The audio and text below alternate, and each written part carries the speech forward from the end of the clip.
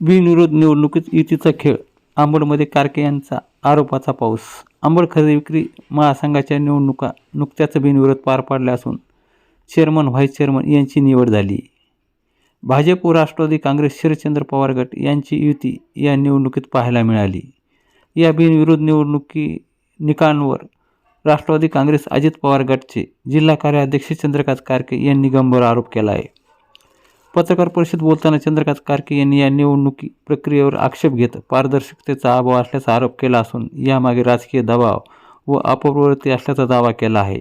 या प्रकरणामुळे अंबडच्या राजकीय वर्तुळात चर्चा रंगली आहे, तर ते न्यायालयात सुद्धा दाद मागणं असल्याचं त्यांनी म्हटलं आहे. काय म्हणाले कारके ते ऐकूया.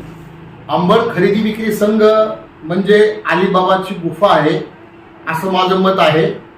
आपण जर बघितलं, खरेदी विक्री संघामध्ये ज्या निवडणुका बिनविरोध झाल्या त्या खऱ्या अर्थानं लोकशाहीसाठी घातक आहेत. कारण लोकशाहीची व्याख्या सांगत असताना मला तुम्हाला सांगायचं आहे, लोकांनी लोकांसाठी लोकांच्याकरिता चालवलेलं राज्य म्हणजे लोकशाही आहे. आणि या लोकशाहीमध्ये जर या ठिकाणी बिनविरोध निवडणुका होत असतील तर ही खऱ्या अर्थानं हुकुमशाहीकडे वाटचाल आहे.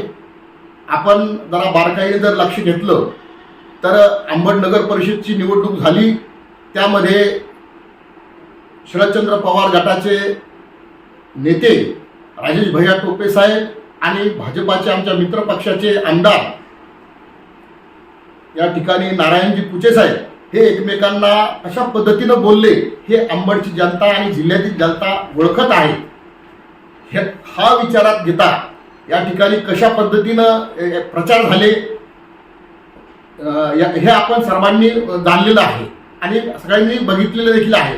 परंतु खऱ्या अर्थानं मला सांगायचं आहे की अंबडचा जो खरेदी विक्री संघ आहे ही अलिबाबाची गुफा आहे. यामध्ये संपत्ती दडलेली आहे आणि म्हणूनच पूर्व आणि पश्चिमकडे असणारे जे दोन टोक आहेत, मग ते राजेश टोपे साहेब असतील किंवा मग माजी आमदार या ठिकाणी आमदार नारायण पुचे साहेब असतील, हे एकत्र येऊन यांनी बिनविरोध निवडणूक केली आहे. या बिनविरोध निवडणुकीला आमचा राष्ट्रवादी काँग्रेस पार्टी म्हणून विरोध आहे.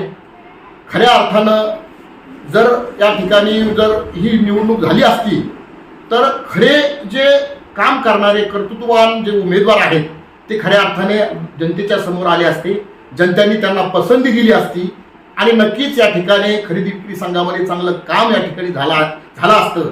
परंतु जुनी मन आहे की ती मन या ठिकाणी मला वाटते ही लागू होते.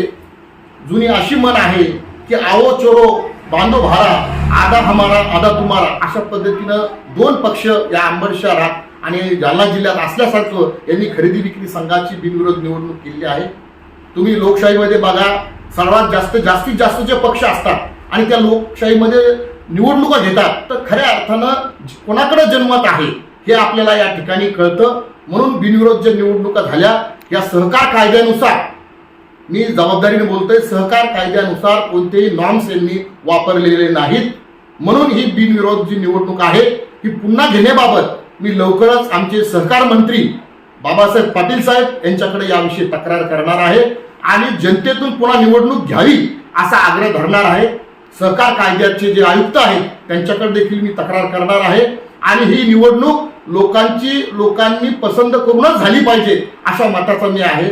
अंबड शहरामध्ये या ठिकाणी भाजप आणि राष्ट्रवादी हे दोनच पक्ष नाहीत. या ठिकाणी राष्ट्रवादी काँग्रेस पक्ष अजितदादांचा पक्ष आहे, वंचित बहुजन आघाडी आहे, RPI आहे, या ठिकाणी मी तुम्हाला सांगतो शिवसेना आहे, उभाटा आहे. सर्वच या ठिकाणी पक्ष असताना दोन पक्ष एकत्र येऊन बिनविरोध निवडणूक कशी घेतात हा मला या ठिकाणी लोकशाहीमध्ये विचारलेला मला जो प्रश्न आहे तो तुमच्या समोर मी सादर करत आहे, सांगत आहे. म्हणून येणाऱ्या काळामध्ये या ठिकाणी लोकशाहीप्रमाणे निवडणूक झाली पाहिजे.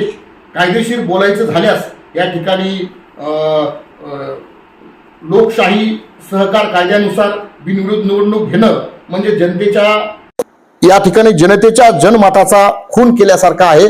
म्हणून बिनविरोध निवडणूक न होता या ठिकाणी निवडणूक झाली पाहिजे आणि निवडणूक होण्यासाठी या ठिकाणी त्यांनी जे बिनविरोधचे नॉर्म्स या ठिकाणी वापरलेले आहेत ते बेकायदेशीर आहेत, सहकार कायद्याला धरून नाहीत.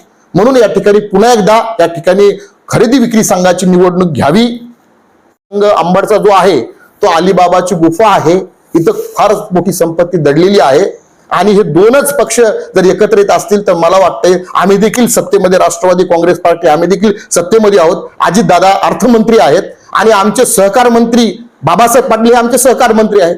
तर नक्कीच या ठिकाणी निवडणूक होणार, यात तीळ मात्र शंका नाही. याबाबत आम्ही सरकारकडे मागणी करणार की अंबडचा खरेदी विक्री संघाची निवडणूक जी आहे ती बिनविरोध न होता लोकशाही प्रमाणे या ठिकाणी ती लढली गेली पाहिजे. आणि याच मताचा मी आहे. जर या ठिकाणी सरकारच्या माध्यमातून देखील जर याची दखल जर घेतली नाही तर आम्ही जनहित याचिका कोर्टामध्ये, हायकोर्टामध्ये दाखल करणार. जेव्हा निवडणूक जाहीर झाली तेव्हा आमचे शहराचे शहराध्यक्ष नाजिम शेख हे माझ्यासोबत होते. आम्ही या ठिकाणी फॉर्म देखील आणले होते. हे फॉर्म आहेत, त्याच्या रीतसर हे फॉर्म आहेत. आमचे शहराध्यक्ष आमच्या सोबत होते. हे फॉर्म आहेत आणि आम्ही त्या काळामध्ये या ठिकाणी फीस देखील त्या काळात AR ऑफिस जे भोईटे साहेब आहेत त्यांच्याकडे भरलेली होती. परंतु कोणतीही इलेक्शन संदर्भातली माहिती आम्हाला न झाल्यामुळं या ठिकाणी हे म्हणजे कोणत्या पेपरला दिलं, कोणत्या मीडियाला दिलं की ही इलेक्शन चालू आहे म्हणून ही गुप्त पद्धतीने झालेली निवडणूक आहे. हे लोकशाहीला धरून नाही. म्हणून पुन्हा एकदा निवडणूक घ्यावी असं या ठिकाणी मी तुमच्या मीडियाच्या माध्यमातून सांगतो आणि नक्कीच आम्ही घ्यायला लावू.